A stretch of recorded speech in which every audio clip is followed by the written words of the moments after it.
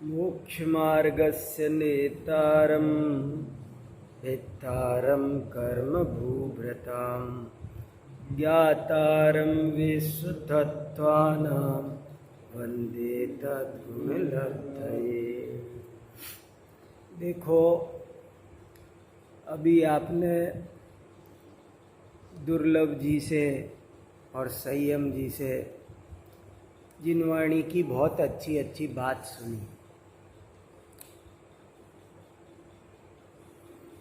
इनको केवल सुनना काफ़ी नहीं है, इनको गुनना भी बहुत जरूरी है। केवल इधर से सुनी और इधर निकाल दी, ये काफ़ी नहीं है। वाचन से ज़्यादा उपयोगी होता है उसका पाचन। जो चीज़ सुनी है उसको पचाओ। तो क्या क्या बात कही देखो। दुर्लभ ने कहा कि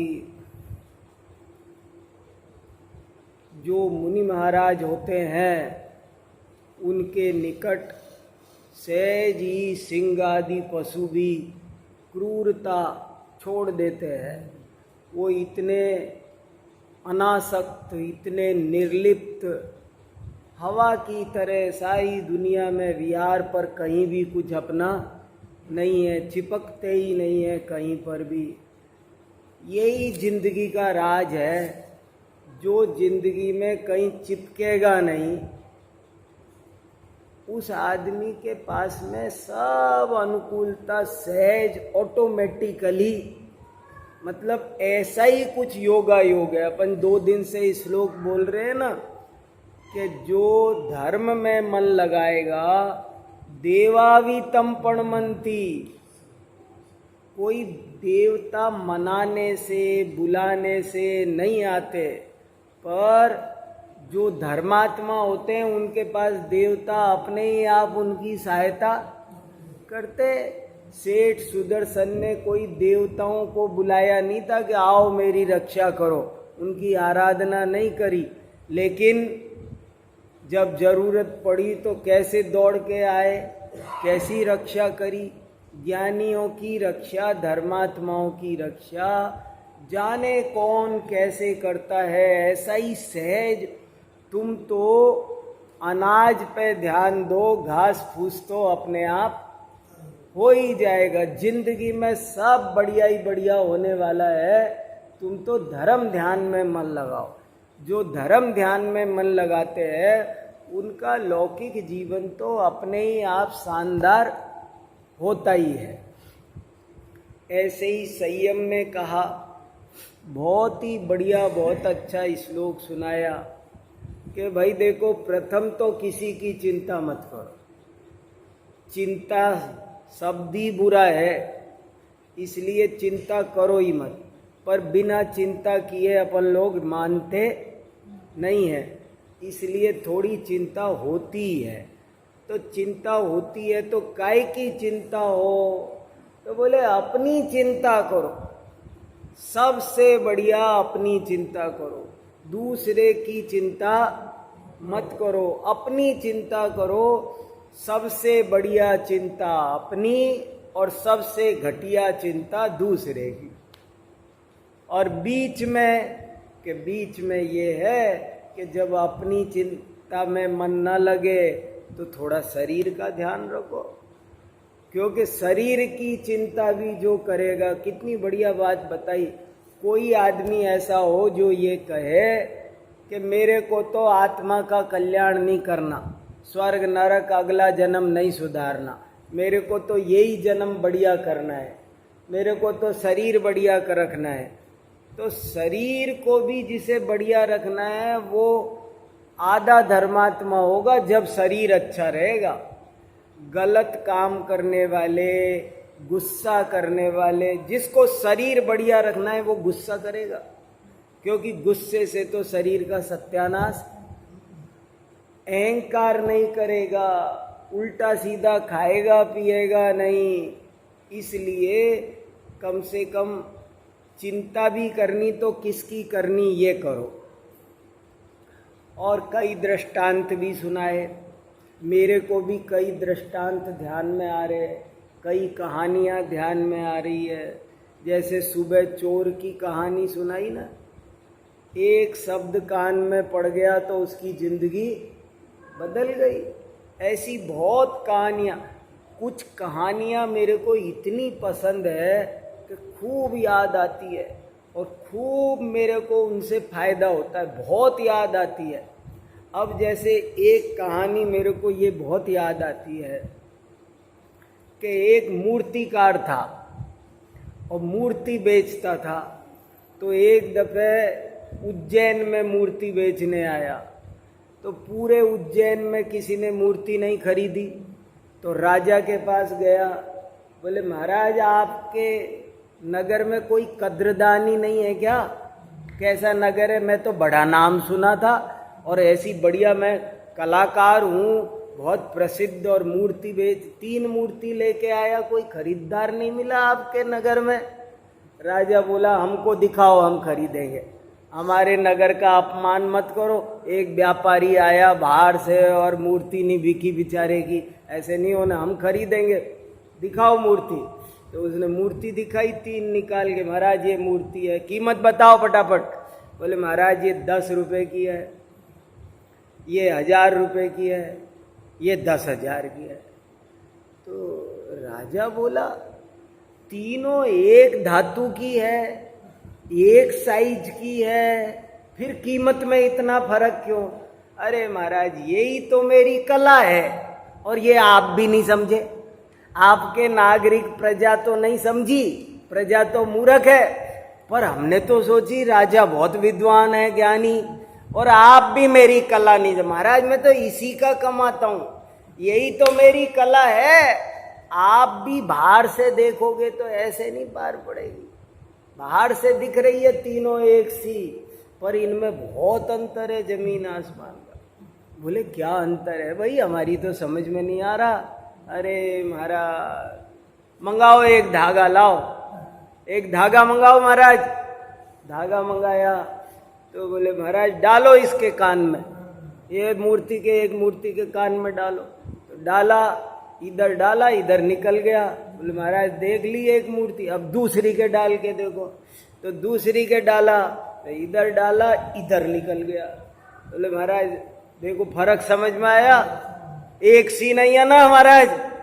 अब तीसरी के डाल के देखो, तीसरी के डाला तो धागा गया, वो कहीं से नहीं निकला।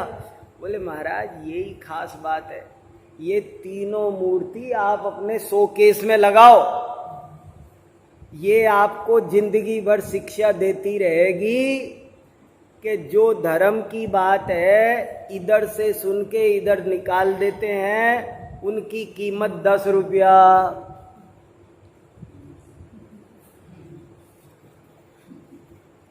10 रुपये तो है, बिल्कुल बेकार तो नहीं है। कोई समझे कि हम तो इधर से सुन के इधर चले जाए तो हम तो कल से आएंगे ही नहीं, कल से नहीं आओगे तो फिर तो 0 है। आओ, इधर से सुन के इधर निकालोगे तो भी कीमत जरा सी तो है। शोकेस में तो तुमको भी शोकेस में रखेंगे भाई, और उसी के साथ रखेंगे। आज नहीं तो कल तुम भी ठीक हो जाओगे। तो बोले ये 10 रुपए। और दूसरी मूर्ति आपको शिक्षा देगी कि बहुत से लोग ऐसे होते हैं कि इधर से धर्म की बात सुनते हैं और इधर से निकाल देते हैं। दूसरों को यहां सुन के जाएंगे, घर जाके पतो है आज कहीं कहीं बात आई प्रवचन में, दूसरा को सुना दे, सन में तू आयो कौन, देख यह बात आई, दूसरा को सुना देगा। तो बोले ये कितने की, या 1000 रुपया की मूर्ति है। और बोले ये तीसरी मूर्ति कि जो बात को सुनर के न हजम कर ले, पचा ले, आपकी जिंदगी बदल ले, वह की कीमत ₹1,00,000 है। तो एक तो यह कहानी मोको खूब याद रहे और बहुत मोको शिक्षा दे। अपनी बहुत गलती यही हो रही है कि आप बातन को सुना हाँ इतसु सुना इतकू निकाल दिया, उनको जमावा कौन, रोका कौन, रमावा कौन, अंदर जाएगी रमेगी जब बात बढ़े। इसी बहुत कहानी है, एक नहीं कई कहानी। एक कहानी मूवी यह बहुत बढ़िया लगे, कई दफे याद आए, बहुत दफे याद आए। एक छोटी उम्र का महाराज जी, छोटी उम्र का महाराज जी, और आहार करवा एक सेठ के घर आया। और सेठ के घर और तो कोई नहीं, झट देनी वह बहू रानी ही, जो ने झट देनी, हे स्वामी नमोस्तु नमोस्तु नमोस्तु, मन शुद्धि वचन शुद्धि काय शुद्धि, आहार जल शुद्ध है, पधारो भोजनशाला में, भक्ति करके आहार दे दिया। और आहार होने के बाद में उसने महाराज जी से पूछा, आहार हो गया, और आहार होने के बाद महाराज जी से पूछा, महाराज जी इतनी जल्दी सवेरे सवेरे कैसे आए, इतनी सुबह सुबह कैसे आए। अब कोई तो सोचे कि मैनर्स नहीं है, तमीज का सवाल है कि आहार करने आए हैं, कोई अपने घर पे खाना खा, इतनी जल्दी किसे आया खाबा। तो उसने पूछा इतनी जल्दी कैसे। मगर महाराज जी तो ज्ञानी होते हैं, सब इशारे में ही समझ जाता है कौन किस स्टेशन पे बोल रहा है, किसके मन में क्या है। तो झट समझ गए हो तो, और समझ के उनने उत्तर दिया, हम जल्दी इसलिए आ गए क्योंकि उम्र का कोई भरोसा नहीं है, इसलिए जल्दी आ गए। उम्र का कोई भरोसा नहीं है। समझ में आया। वो ये पूछ रही थी कि इतनी छोटी उम्र में मुनि क्यों बन गए। मुनि बनने का तो चौथा आश्रम है संन्यास आश्रम। अभी ब्रह्मचर्य आश्रम, गृहस्थ आश्रम, वानप्रस्थ आश्रम, बाद में मुनि बनने के दिन आते। तुम अभी से छोटी उम्र में मुनि बन गए। क्यों बन गए छोटी उम्र में। तो उनने कहा किसने देखा बुढ़ापा आएगा, कल का भरोसा नहीं है, इसलिए हम तो जल्दी आ। वो भी संतुष्ट हो गई तुरंत, उसकी भी समझ में 1 मिनट में आ गई। ज्ञानी से ज्ञानी मिले तो उनके झट से बैठ गई बात। अब दोनों की बैठ गई। तो फिर महाराज जी ने सोचा ये तो कोई पहुंची हुई विदुषी लग रही है, ये साधारण महिला नहीं है। तो महाराज जी को भी और एक प्रश्न पूछने की इच्छा हुई, धर्मात्मा से धर्म के प्रश्न। तो महाराज जी ने पूछा तुम्हारी उम्र कितनी है बेटा। अब देखो किसी औरत से ये पूछना कि तेरी उम्र कितनी है, ये भी बड़ा खतरनाक है। अभी झगड़ा हो जाए, कोई उल्टे सीधे आरोप लग जाए, कोर्ट में केस चले जाए, है ना। कहते हैं कि किसी औरत से आयु और किसी पुरुष से आय कभी नहीं पूछनी चाहिए। कायदा है, बोले ये शिष्टाचार है, पूछो मत। पूछोगे तो सही उत्तर कभी मिलेगा नहीं। तुम पर महाराज जी ने पूछ लिया कि तेरी उम्र कितनी। तो उसने भी बुरा नहीं माना। देखो ज्ञानी से ज्ञानी सब समझ रहे हैं बात को। तो उसने कहा महाराज मेरी उम्र 6 वर्ष। 6 वर्ष।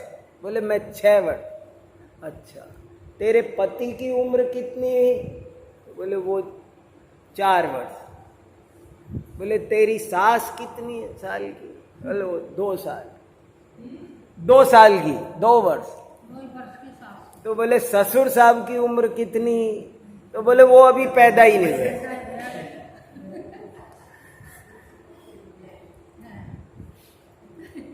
तो ससुर साहब बगल में ही कमरे में बैठ के दुकान के बही खाते का काम कर रहे थे। महाराज जी आए हैं, आर हो रहा है, पर नहीं आए। वो तो बैठ के अपने बगल कमरे में बही खाते का काम कर रहे थे। अब जब ये बात सुनी कि ससुर साहब तो पैदा ही नहीं हुए, तो सब काम छोड़ के लाल पीले होते उठ के आए। अब उठ के आए और आके बोले महाराज जी देख लो, अब आप ही देख लो महाराज जी, अब आप ही देख लो, ये हमारे घर में ऐसी कुलक्षणा आई है महाराज जी, क्या बताएं, ये ऐसी मूर्ख है, फलाना है, ढिकाना है। अब आप देखो, ये कोई तमीज है इसकी? आप 6 साल, एक नंबर की झूठी, आप 6 साल की, पति 4 साल का, सास 2 साल की, और मैं आपके सामने 70 साल का 6 फीट का खड़ा हूं,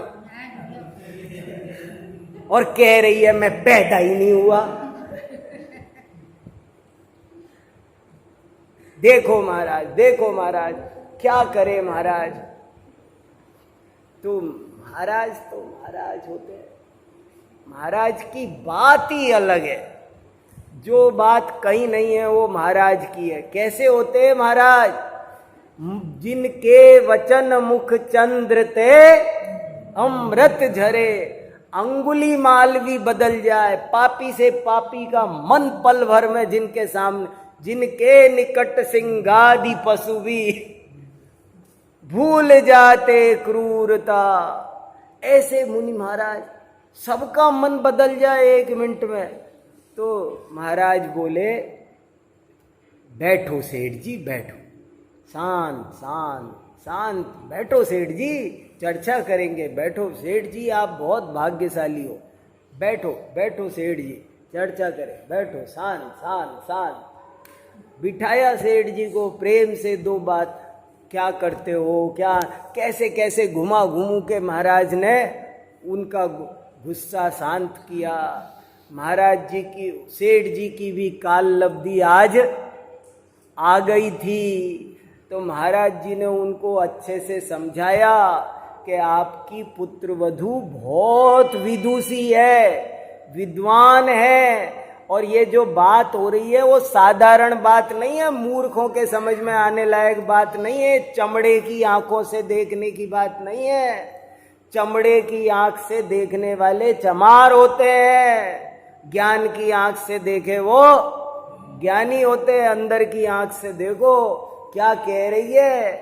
अरे इसका कहने का मतलब ये है कि मैं 6 साल से धर्म ध्यान में लगी हूं, तो बाकी की उम्र जो हमने खेलने में बर्बाद की वो क्या गिनना।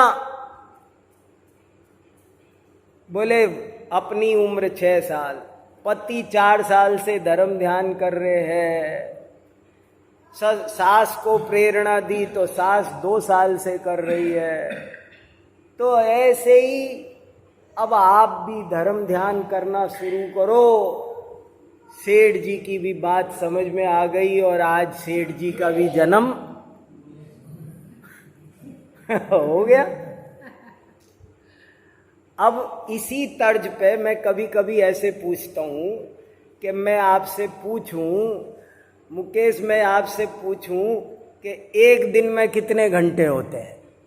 मान लो मैं आपसे पूछूं कि एक हफ्ते में कितने दिन होते हैं, 1 घंटे में बताओ ज्ञानू भाई, 24 घंटे में कितने दिन, 1 घंटे 24, 1 दिन में कितने घंटे। ये 1 दिन में 24 घंटे होते, ये तो फिजिक्स है, ये तो साधारण गणित है।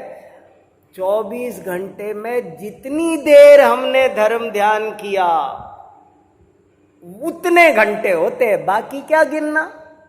जिसको हमने विषय कसायों में गंवाया, वो समय, जो समय अपनी आत्मा को दिया वही सार है, बाकी सब असार है। यही तो समय सार है। जो समय अपनी आत्मा को दिया वही सार है, और बाकी सब असार है। ऐसे बहुत अच्छे अच्छे दृष्टांत हमारे ज्ञानियों ने भरे हैं, उनको सुनो, समझो। एक एक बात, एक एक दृष्टांत, उम्र क्या है, भागी चली जा रही। ऐसे ही मेरे को एक दृष्टांत ये भी बहुत बढ़िया लग रहा। बहुत कहानियां हैं, लाखों कहानियां हैं, लाखों कहानियां। मेरे को हजारों कहानियां, मुझे अभी सुबह हो जाए इतनी कहानियां सुना सकता।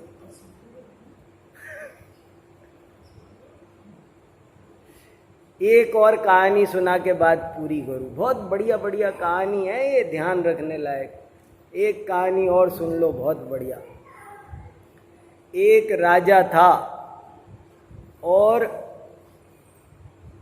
वो अपने नौकर को कभी कुछ भेंट देता ही नहीं था। नौकर मांग मांग के थक जाए। आखिरकार एक दिन कुछ ऐसी सद्बुद्धि आई राजा को।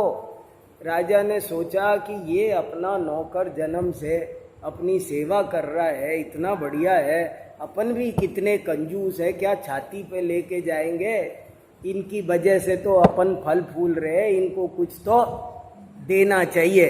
तो उसने बुलाया नौकर को, रामलाल इधर आ। बोले क्या? देख, मैंने तेरे को कुछ दिया नहीं, मैं तेरे को अच्छे से कोई खुल के बढ़िया से बढ़िया जी खोल के तेरे को इनाम देना चाहता हूँ।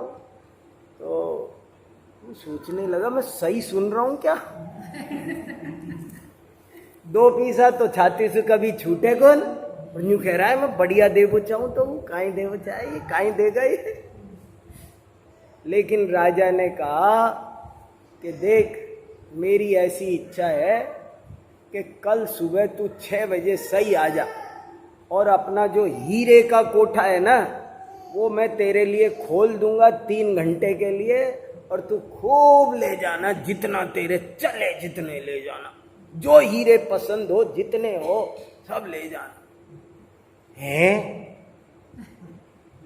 तो महाराज सही, अरे सही कह रहा हूं, तू आ जा कल सुबह, कोठा तेरे सामने। बुलाया कोठारी को, बोले भैया खोल देना, सुबह आएगा देख। अच्छा साहब।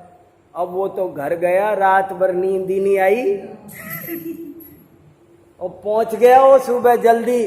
और पहुंचने के बाद में वो तो बात सही, खट से कोठा खोल दिया। अब कोठा खोला तो कोठे में घुसा तो कोई हीरे का मोर, घोड़ा, खिलौने, हीरो के खिलौने बन रहे बहुत सारे। तो खेलने लगा बहुत तरीके तरीके से, खूब खेल रहा है, ये गाड़ी चल रही है, ये क्या हो रहा है, खूब खेला। और खेलने खेलने में कब 9 बज गए पता नहीं चला। घंटी बजी 9 की तो कोठारी ने कान पकड़ के, तो वो बोला मैंने कुछ लिया तो है ही नहीं। बोले मेरे बस की नहीं है, मेरे को ऑर्डर है 9 बजे कोठा बंद करना है, निकलो बाहर। अरे थोड़ी देर, 5 मिनट। हाँ नहीं, 1 सेकंड नहीं, 5 मिनट तो बहुत हुए, 1 सेकंड नहीं, निकलो। निकाल दिया। वो राजा के पास गया दुखी होता, महाराज मैं तो कुछ ले नहीं पाया। अरे मूर्ख, हीरे का कोठा खोला 3 घंटे के लिए और तू कुछ नहीं ले पाया, कैसे पार पड़ेगी? अब क्या करूं? चल जल्दी जा, दूसरा कोठा खुलवा रहा हूं। अब 12 बजे तक हीरे का तो नहीं खुलेगा, अब सोने का कोठा खोल रहा हूं। सोने का कोठा है, तू मन में आए जितना सोना ले जाना, खटाखट खटाखट। अब की बार लापरवाही मत करना, 12 बजे तक कोठा है। तो वो सोने का कोठा खोला। सोने के कोठे में गया तो सोने की पुतलियां बनी हुई है, क्या क्या क्या क्या क्या क्या खेल है। सो उनमें ही रम गया, वो उनमें ही रम गया। और रम रमा के कब 12 बज गए पता ही नहीं चला। धक्का देके बाहर निकालना पड़ा, नहीं ले पाया। राजा के पास गया, महाराज मैं तो नहीं ले, हीरे के कोठे में से 3 घंटे में नहीं लिया, सोने के कोठे में से 3 घंटे। मेरे को लग रहा है मूर्ख, मैंने जिंदगी भर तेरे को क्या नहीं दिया, तेरे भाग्य में ही कुछ नहीं है, ऐसे लग रहा है मेरे को। मेरे को लग रहा है तेरे ही तकदीर में। देने वाला कौन होता है? जिसके भाग्य में हो तो मिल ही जाता है। तो बोले तेरे भाग्य में नहीं था इसलिए नहीं मिला तेरे को। तो बोले क्या करूं महाराज? तो बोले कोई बात नहीं, अब तांबे का कोठा खोल देते हैं। क्यों तांबे का? चांदी का। तीसरा कोठा चांदी का। बोले चांदी का कोठा खोल देते, तू ले आ। तो चांदी का कोठा खोल दिया।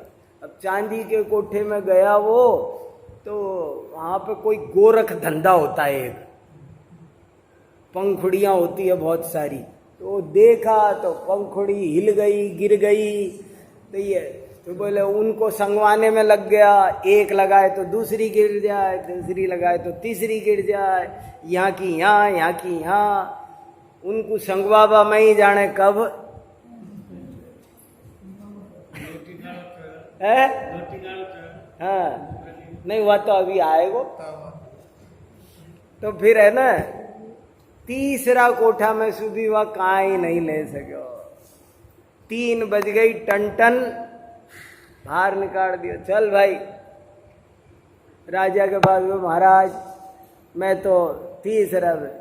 अरे तो चौथा कोठा तांबे का खोल दिया कि अब देख तांबा भी कीमती है, हीरा गया जाने दे, सोना गया चांदी, लेकिन अब की बार मत चूकना, ये चौथा चांस है, देख गड़बड़ मत करना, तू ले जाना, तांबा भी ले जाएगा तो जिंदगी निहाल हो जाएगी। 3 घंटे में कितना खूब सब बढ़िया रहेगा, तू चिंता मत कर, ले जा। तो गया, तो वहाँ गया तांबे के कोठे में, तो जाते ही वहाँ देखा बहुत बढ़िया डाइनिंग टेबल पे खाना रखा है, खीर पूड़ी हलवा। तो सोचा खा लूँ, सुबह से भूखा हूँ, खा लिया। बिस्तर लग रहा था, पलंग लग रहा था, रात को सोया नहीं था, तो सोचा सो भी जाऊं जरा सी देर, 3 घंटे तो बहुत है, आध घंटा घंटा लेट लूं, 10-15 मिनट लेट लूं।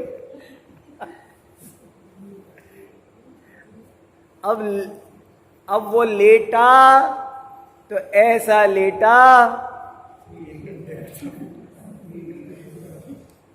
बस फिर तो टांग पकड़ उल्टो बाहर निकालो।